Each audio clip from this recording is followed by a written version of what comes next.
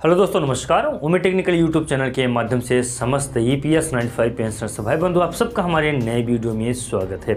दोस्तों आज हम लोग बात करने वाले हैं टोटल 5 टॉपिक के ऊपर जो EPS 95 पेंशनर्स के लिए काफ़ी महत्वपूर्ण है और इस टॉपिक से बहुत कुछ आपके मन के अंदर में जो चल रहा है उसका जो तो आप लोग जो तो उससे सेटिस्फाई भी हो जाएंगे। आप लोगों के मन के अंदर में जितने भी प्रश्न उठ रहे हैं उन प्रश्नों के उत्तर इन्हीं 5 टॉपिकों में हैं। तो चलिए दोस्तों, मैं फटाफट से टॉपिकों के नाम बता देता हूँ कि किस किस टॉपिक के ऊपर आज हम लोग बात करेंगे। तो सबसे पहले जानने की कोशिश करेंगे कि माननीय सुप्रीम कोर्ट का फैसला EPS 95 पेंशन के लिए क्या अपडेट सामने निकल के आ रहा है, फैसला क्या होने वाला है, पेंशन की राशि कब तक मिलेगी, क्या बिना सुप्रीम कोर्ट के फैसले की पेंशन राशि में किसी भी प्रकार की अपडेट किया जा सकता है अथवा नहीं। साथ ही साथ में हम लोग बात करेंगे आंकड़े के ऊपर कि आंकड़े क्या दर्शा रहे हैं, EPFO के माध्यम से आंकड़ों के ऊपर क्या चर्चाएं हो रही हैं। साथ ही साथ में वित्त मंत्रालय के ऊपर भी हम लोग चर्चा करेंगे कि माननीय वित्त मंत्रालय में जो बजट से संबंधित जानकारी जैसे 58 करोड़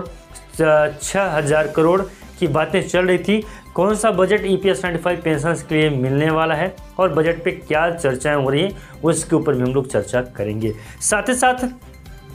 जो माननीय श्रम मंत्री जी का बैठक हुआ है, अभी बहुत ही बड़ा बैठक हुआ है, चिंतन शिविर जिसको अमृतकाल कहा गया कि अमृतकाल है, और साथ साथ में बेहतर कल की चिंता पे विशेष रूप से इस पे जो तो विस्तृत चर्चा हुई है। साथ ही साथ में 5वें नंबर पर हम लोग जानने की कोशिश करेंगे कि जो NSE की टीम है, राष्ट्रीय संघर्ष समिति NSE की टीम लगातार संघर्ष और प्रयास कर रही है, तो वो अभी पेंशन से कितनी दूर हैं और कब तक में पेंशन तक सही जानकारी मिलने लगेगी आपको और हमें। देखिए, सबसे पहले मैं आपको बता दूं कि माननीय सुप्रीम कोर्ट में EPS 95 पेंशन की पेंशन में वृद्धि से संबंधित मामले को रिजर्व रखा गया है और लगभग यह सुनने में आ रहा है कि तकरीबन 15 सितंबर तक आपको जो तो वहां से एक अच्छी अपडेट सामने निकल के मिल सकती है। लेकिन एक बात और मैं आपको बता दूं कि जब तक माननीय सुप्रीम कोर्ट के माध्यम से EPS 95 पेंशन की पेंशन वृद्धि से संबंधित कोई अपडेट सामने नहीं निकल के आ जाता, तब तक यह बिल्कुल नहीं कहा जा सकता है कि EPS 95 पेंशन की पेंशन में वृद्धि हो जाएगी, क्योंकि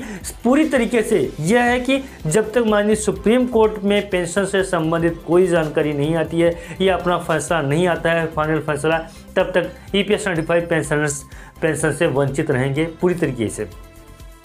आंकड़ों पर निर्भर हम लोग बात बता दें कि जितने भी EPS 95 पेंशनर्स हैं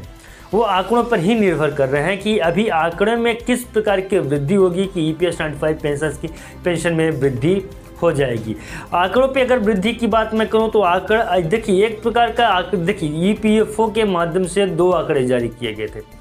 EPS 95 पेंशन की पेंशन में वृद्धि से संबंधित 2 आंकड़े आए थे। 2 आंकड़ों में से एक आंकड़े को फाइनल किया गया था। अभी भी बहुत सारे आंकड़े बने हैं, जैसे कि EPFO का अपना अलग आंकड़ा है, NSE की टीम के माध्यम से एक अलग आंकड़ा बनाया गया है और साथ ही साथ में श्रम मंत्रालय की तरफ से एक अलग आंकड़ा पेश किया गया है। तो अभी EPS 95 पेंशन की जैसे श्रम मंत्रालय का जो आंकड़ा है वो EPFO के आंकड़े और जो माननीय कमांडर अशोक रावत जी के टीम पूरे NSE टीम के जो आंकड़े हैं उन आंकड़ों से कौन से आंकड़ा सही रहेगा, इस आंकड़े को लेके हम लोग बात करेंगे किसी दूसरे वीडियो में। फिलहाल आंकड़ों पे बहुत गहरी चिंतन किया जा रहा है, क्योंकि आंकड़े ही इम्पोर्टेंट है। किसी EPS 95 पेंशन की पेंशन में वृद्धि करने में महत्वपूर्ण भूमिका आंकड़ों के माध्यम से निभाया जाएगा और आंकड़ों से ही पता चलेगा कि कितनी पेंशन में वृद्धि होगी। अब मैं आपको बता दूं बजट से संबंधित EPS 95 पेंशन के उच्च पेंशन से संबंधित 2 जो तो बजट EPS 95 पेंशन को मिलने वाला है। लेकिन मैं जहां तक समझ पा रहा हूं तो यह भी हो सकता है कि इस सत्र में EPS 95 पेंशन को कोई बजट नहीं मिलेगा। अगर बजट मिलना होता या बजट से संबंधित किसी भी प्रकार की जानकारी होती या बजट से संबंधित कोई इन्फॉर्मेशन होता कि EPS 95 पेंशन के लिए बजट बन रहा है, जैसे एक बजट है 6,000 करोड़ का, 6,00,000 करोड़ का बजट है, बड़ा बजट, और दूसरा नंबर पे 58,000 करोड़ का बजट है। तो इनमें से कौन से बजट को EPS 95 पेंशन को दिया जाएगा, इस पे चर्चा नहीं हुई है किसी भी प्रकार की। लेकिन अब ये लगता है कि आगे चल के फरवरी में ही बजट से संबंधित जानकारी आपको देखने को मिलेगी। साथ ही साथ मैं आपको बता दूं कि माननीय श्रम मंत्रालय की तरफ से EPFO की एक बहुत बड़ी बैठक हुई है। माननीय श्रम मंत्री जी स्वयं वहाँ मौजूद रहे हैं और वहाँ चिंतन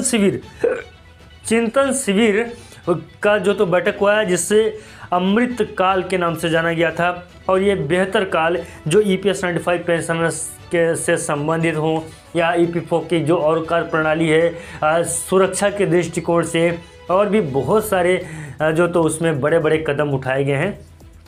तो कहीं ना कहीं ये जो चिंतन शिविर हुआ उसका जो तो लाभ EPS 95 पेंशनर्स को भी मिलेगा। साथ ही साथ में NSE की टीम के द्वारा लगातार संघर्ष और प्रयास से EPS 95 पेंशनर्स के मन के अंदर में एक जोश और एक ऊर्जा का जो तो संचार होता है और EPS 95 पेंशनर्स फिर से एक उम्मीद लगाने को पूरी तरीके से तैयार होते हैं। मैं उम्मीद इसलिए बोलता हूँ क्योंकि EPS 95 पेंशनर्स महज 5 से 6 सालों से सिर्फ और सिर्फ उम्मीद ही लगाए हैं, क्योंकि जितने भी चाहे मंत्री मिनिस्टर चाहे कोई भी हो सिर्फ उन्हें आश्वासन देता है और EPS 95 पेंशनर्स उस आश्वासन के दम पे जो तो उस आश्वासन की वजह से जो तो आस लगा लेते हैं, उम्मीद लगा लेते हैं और उम्मीद पे जो तो फिर से जो तो उनका उम्मीद टूट जाता है और एक नई जो तो बात उन्हें सामने सुनाई देती है।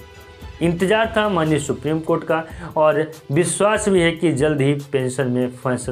फाइनल फैसला आपको देखने को मिलेगा। बाकी दोस्तों ये जानकारी आपको कैसी लगी कमेंट में हमें ज़रूर बताइएगा। मिलता हूँ किसी नए वीडियो में और नए अपडेट में, तब तक के लिए नमस्कार, जय हिंद, जय भारत।